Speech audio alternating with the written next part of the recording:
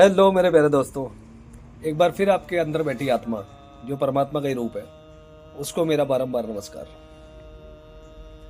दोस्तों, एक भाव, एक अनुभव, एक मेरा एहसास, मेरी ओपिनियन जो आपसे मैं शेयर करना चाहता हूँ। जीवन और मृत्यु।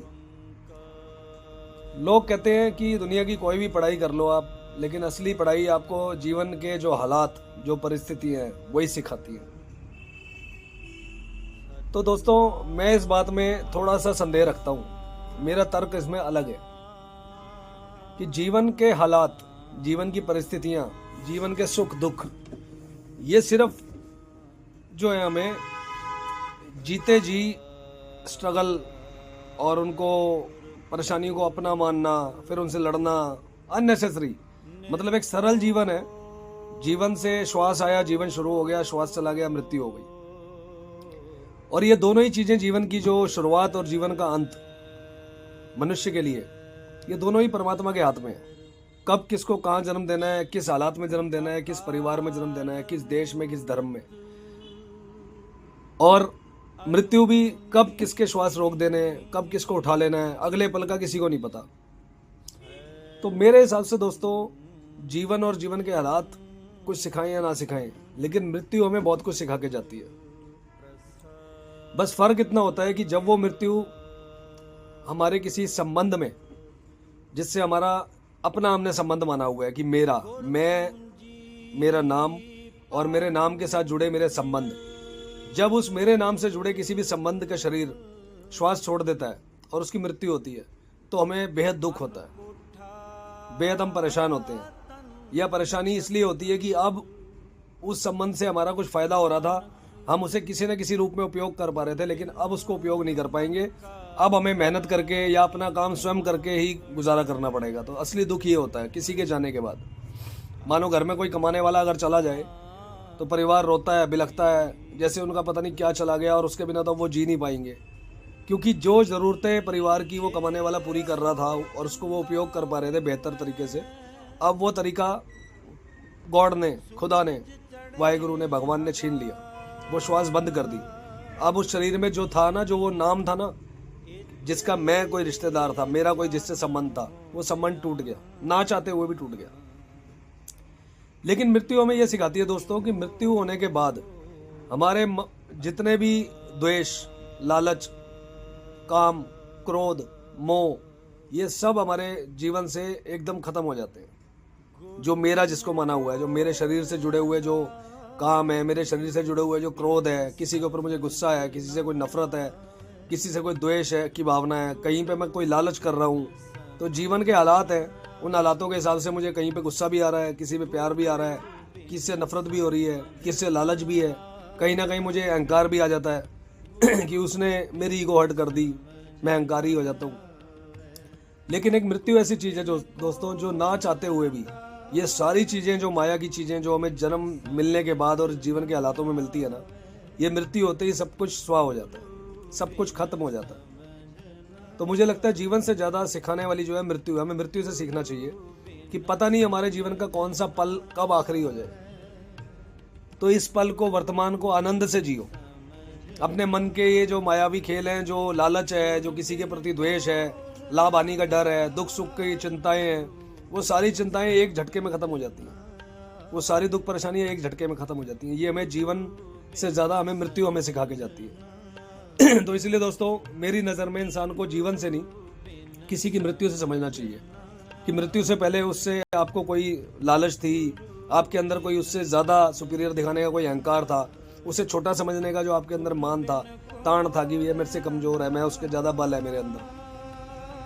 तो चाहे आपके अंदर उससे ज़्यादा बल हो, आपकी ताकत उससे ज़्यादा हो, लेकिन जिस दिन उसकी मृत्यु हो जाएगी उस इंसान की, तो आपका बल, आपका अहंकार, आपकी लालच, आपको उसको परेशानी देने के जो तरीके, सब धरे के धरे रह जाएंगे, सब खत्म हो जाएगा।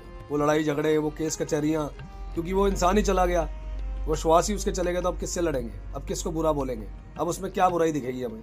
जो बुराई थी उसके दाम के साथ खत्म हो गई। तो इसीलिए दोस्तों, हर पल अपनी मृत्यु को याद रखो। हर अगले पल को ये समझो कि अगला पल मेरा आखिरी हो सकता है। तो मरने से पहले जीना सीख जाओ दोस्तों।